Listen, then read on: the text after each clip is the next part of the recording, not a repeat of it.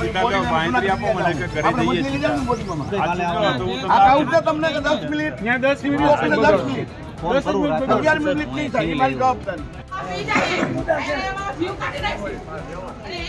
જવાબદારી મારી બાઈને કાઈ થયું એટલે પોલીસ વાળાનો જવાબ છે નેતા એની ઘરે ચોકીદારી કરાય ઈ 50,000 પગાર આપણે ને દે આ ના કરાય ધંધા. થોડા સમય પહેલા આરટીઆઈ એક્ટિવિસ્ટ તરીકે કામ કરતા દલિત યુવક ભરત સોંદરવાની હત્યાનો કિસ્સો સામે આવ્યો હતો અને ફરી એકવાર આવો જ કિસ્સો રાજકોટમાંથી સામે આવ્યો છે. એક દલિત પત્રકારની હત્યા કરી દેવામાં આવી છે. જૂની અદાવતમાં 6 થી વધુ શખ્સોએ કુહાડી અને પાઇપના ઘા ઝીકીને ભાવેશ વાણવી નામના યુવકનું ઢીમ ઢાળી દીધું હતું, જેમાં હવે મોટા પ્રમાણે દલિત સમાજે રોષ વ્યક્ત કરી વિરોધ નોંધાવ્યો છે. શું છે સમગ્ર ઘટના, તમામ વિશે વિગતવાર ચર્ચા કરીશું. નમસ્કાર, તમે જોઈ રહ્યા છો ચક્રવાત ન્યૂઝ. રવિવારે રાત્રે 11 વાગ્યે ભાવેશ વાણવી તેમના મિત્રો સાથે જમવા નીકળ્યા હતા. રૈયાધાર પાસે ડ્રીમ સિટી નજીક પહોંચતા જ સ્વિફ્ટ કાર અને બાઇક પર આવેલા હુમલાખોરોએ કુહાડી અને ધારિયા જેવા જીવલેણ હથિયારોથી તેમના પર હુમલો કર્યો. એટલું જ નહીં, હુમલાખોરો લોહી લુહાણ હાલતમાં ભાવેશને કારમાં ઉઠાવી ગયા અને બાદમાં રસ્તામાં તેને ફેંકી દેવામાં આવ્યા. ગંભીર હાલતમાં સિવિલ હોસ્પિટલમાં ખસેડાયેલા ભાવેશનું ટૂંકી સારવાર બાદ મોત નીપજ્યું. આ હત્યા પાછળ મનપામાં કરવામાં આવેલી એક અરજી કારણભૂત હોવાનું માનવામાં આવી રહ્યું છે. હમીર જોગરાણા સાથે રસના ચીચોડા બાબતે ચાલી રહેલા વિવાદમાં આ હુમલો થયો હોવાનું પોલીસની પ્રાથમિક તપાસમાં સામે આવ્યું છે. મૃતક ભાવેશની માતા ગીતાબેને રડતા રડતા આક્ષેપ કર્યો કે તેમનો દીકરો 2 લાખ રૂપિયા લઈને સમાધાન માટે ગયો હતો, પરંતુ હુમલાખોરોએ વિશ્વાસઘાત કરીને તેમના પર ઘાતકી હુમલો કરી દીધો. હુમલો એટલો ક્રૂર હતો કે તેના શરીરનું એક પણ અંગ બાકી રાખવામાં નથી આવ્યું.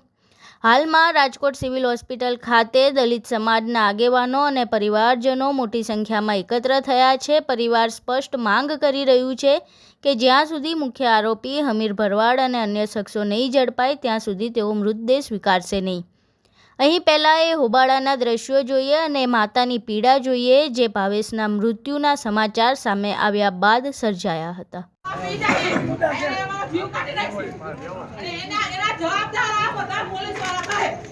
મારી બાઈને કાઈ થયું એટલે પોલીસ વાળાનો જવાબ છે કાઈ થયું એટલે અધિકારીઓ પોલીસ વાળાનો જવાબ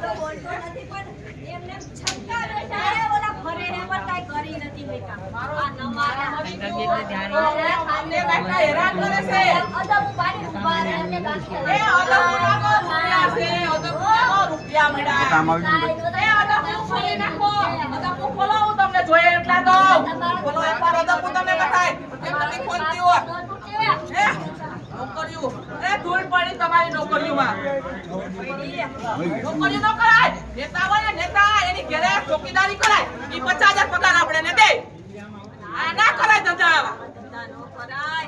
આવા ધંધા ન કરાય. કોકની આયુ લાગશે ને તો તમારી પેઢી ઉકળી જાય, તમારી ન્યાય હારા નહીં થાય. રખડે ને મારા ન્યાય અંદર પૂરી રાખો એને રખડાવે છે એની વાય રખડે છે મારા ગાંડાને અહીં અંદર પૂરી રાખો છે. આ બાબતથી મારા ગાંડાને હા એને કઈ ગુનો કર્યો છે એને માર નાખ્યા એટલે મારા ગાંડાને કા પૂરી રાખો છે એ હવાટી ઉની રાહ જોઉં છું.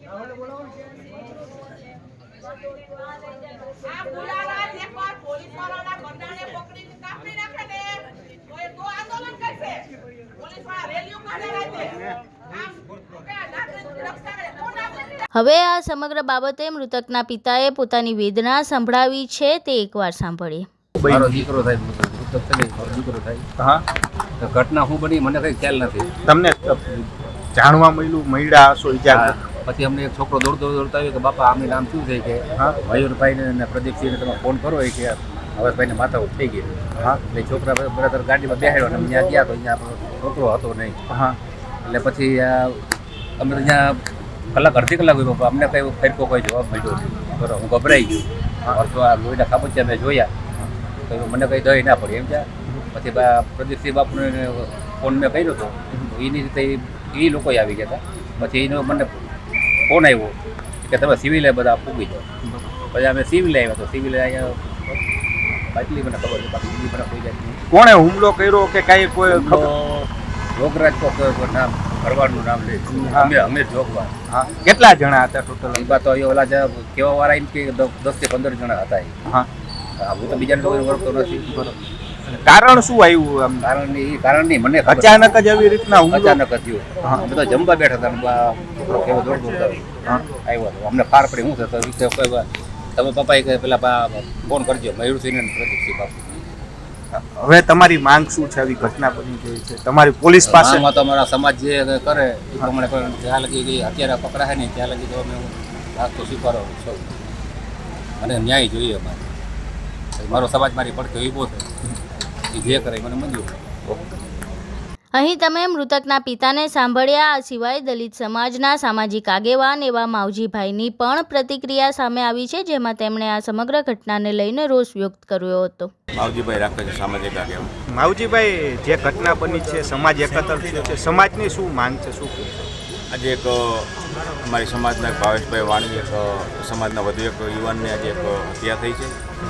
સમાજની પર વારંવાર એક હત્યાના બનાવ બનતા એમાં વધુ હત્યાનો બનાવ બન્યો છે.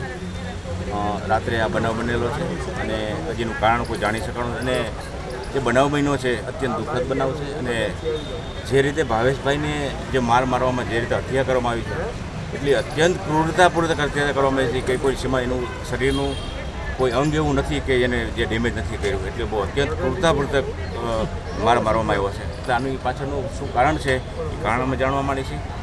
હું એક વાત ખાસ મીડિયાના માધ્યમથી મૂકવા માગું છું કે સમાજની અંદર કે ક્યાંક ને ક્યાંક રીતે કાંઈક ને કાંઈક કણ બનાવ બનતા હોય છે, પણ એનો હત્યા કરવો એ કોઈ સોલ્યુશન નથી. સમાજ છે, સમાજના આગેવાનો છે, કોર્ટ છે, પોલીસ છે, આ બધી વ્યવસ્થા છે, પણ છતાં હત્યાથી કોઈ સોલ્યુશન નથી થતું. એટલે જે કાંઈ સમાજને અમારા પરિવારજનોની માંગણી છે કે જ્યાં સુધી હત્યારાઓ નહીં પકડાય ત્યાં સુધી અમે બોડી સ્વીકારવાના નથી. અને રાજકોટની અંદર વારંવાર બનાવ બનતા રહે છે. મહિનામાં 5-5 7 બનાવ બનતા રહે છે. અને બિહાર જેવું વાતાવરણ થઈ ગયું છે. એટલે હું પોલીસને પણ ખાસ કહેવા માગું છું કે તમારો કોઈ ડર નથી, કાયદાનો કોઈ ડર નથી. અને કાયદાનો ડર ઊભો કરવામાં વારંવાર એટલે આ ભાવેશભાઈના બનાવથી હવે બીજા બનાવ ન બને એના માટે પોલીસ આના માટે એક મનોમંથન કરે. અને રાજકોટની પરિસ્થિતિ અત્યંત ખરાબ છે. પોલીસના મિત્રોને ખાસ કહેવા માગું છું કે આ પરિસ્થિતિનો સુધારો કરવામાં આવે. વારંવાર અમારા આ યુવાન આજે ખોયો છે, આજકાલ બીજા યુવાનને ખોવામાં આવશે. તો શહેરને પોલીસને ખાસ વિનંતી છે કે આ બનાવ બને એના ઉપરથી કાંઈક રાતે પેટ્રોલિંગ માંડી જે કાંઈ સામાજિક તત્વો રાતે રખડતા હોય, જે કાંઈ બનાવ બનતો હોય એની માટે થોડીક તાકીદ રાખવામાં આવે.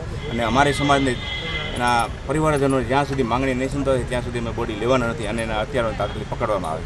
મૃતક ભાવેશ પત્રકાર હોવાનું અને જમીન મકાનના વ્યવસાય સાથે જોડાયેલા હતા. તેમના મોતથી 2 માસૂમ બાળકોએ પિતાની છત્રછાયા ગુમાવી છે. હવે જોવાનું એ રહેશે કે રાજકોટ પોલીસ આ હત્યારાઓને ક્યારે જેલના સળિયા પાછળ ધકેલે છે અને આ મામલે શું કાર્યવાહી કરવામાં આવે છે અને દલિત સમાજ આ સમગ્ર મામલે આગળ શું કાર્યવાહી કરશે.